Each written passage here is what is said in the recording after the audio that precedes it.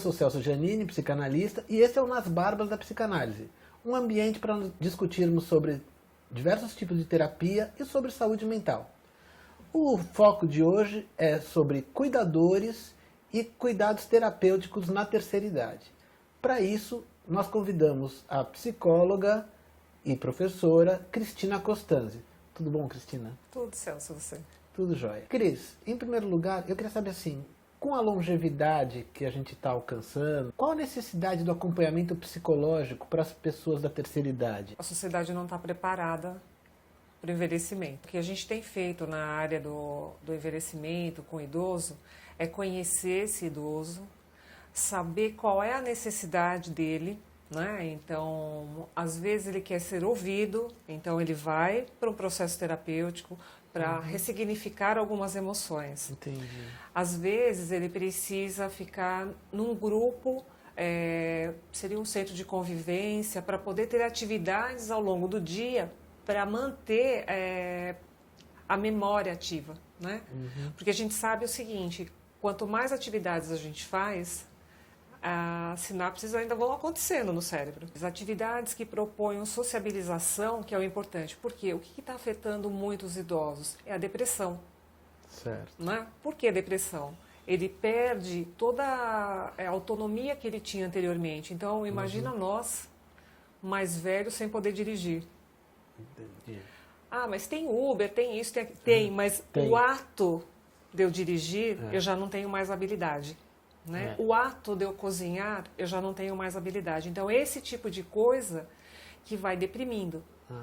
Né? A solidão. Talvez, inclusive, até o ato de mandar, no sentido de coordenar, as pessoas já não o ouvem como antigamente. Né?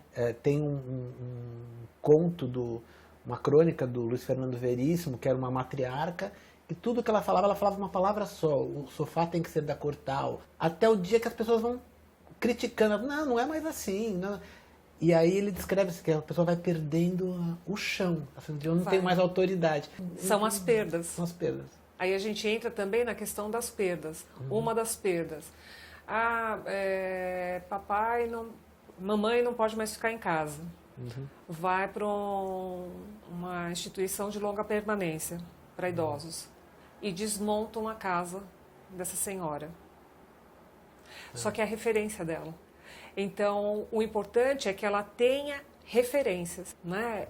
Assim, tenha que ela raízes. preserve algumas raízes. Exatamente. Nesse sentido, levar uma foto, algumas coisas de identidade são importantes. Exatamente. Tornar o ambiente o mais agradável e o mais personalizado para aquela pessoa. Tá. Sim, é importante também, Celso, uma questão que é a visita da família, a participação da família nesse dia a dia do idoso, uma ligação, né? Procurar saber como é que está, levar para sair, tudo isso faz uma diferença enorme na vida do idoso. Os idosos saem com a família para um almoço de domingo, eles voltam mais felizes e passam a semana melhor. E é um simples almoço. Isso pode transformar, assim, a qualidade de vida desse idoso. O foco que você dá de instrução aos cuidadores profissionais é diferente do foco que você dá às pessoas que são parentes desses idosos e se tornam do dia para a noite cuidadores, porque não tem quem cuide deles? A gente tem a figura de cuidador, que pode ser um cuidador profissional ou pode ser um cuidador da própria família. Então, é meio que o eleito cuidador.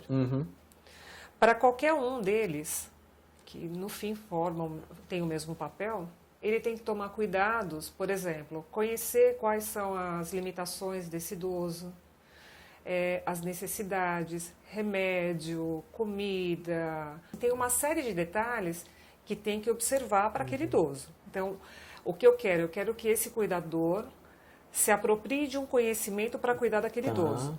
Até para entender coisas, por exemplo, eu ouço muito assim, minha avó, eu acho que ela está demente. Como assim, tua avó está demente? Baseado em quê? Né? Porque hoje a gente tem uma série de exames que podem ser feitos e comprovar isso. Entendi. Porque uma infecção urinária pode deixar a pessoa delirando. Tá. Entende? Então, assim, a gente tem que procurar também ter uma equipe médica trabalhando. O que eu falo? Que a gente tem que ter uma rede. É um cuidador... Conversando com o médico, conversando com o familiar. Exatamente isso. Tá? Agora, para o cuidador, seja ele familiar ou profissional, ele tem que se cuidar também. Por quê? Porque conforme esse idoso ele vai ficando mais dependente, vai exigindo muito mais do físico também desse cuidador, além do emocional. Né? Basta a gente pensar o seguinte, quem está dependente agora de mim, eu fui dependente quando eu era mais nova.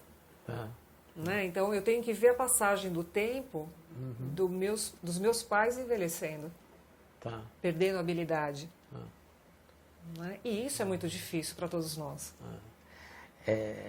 Você tocou num ponto que é a questão da subjetividade também, né? Para você conseguir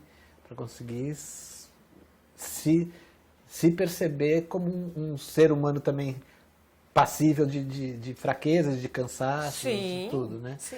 Muito proveitoso, porque conheço muita gente nesse mar de possibilidades e não sabe o que escolher, não sabe o que fazer, então aí fica a dica da Cristina Costanzi. Bom, Cris, muito obrigado por ter vindo conversar com a gente hoje, foi muito elucidativo. Tá? Eu quero que você venha mais vezes aqui com a gente. Bem, gente, esse foi o Nas Barbas da Psicanálise de hoje, um ambiente que a gente discute saúde mental e diversos tipos de terapia, hoje com Cristina Costanzi. Se você gostou, compartilhe, indique para os amigos o blog, a entrevista, os artigos e até a próxima edição. Até lá!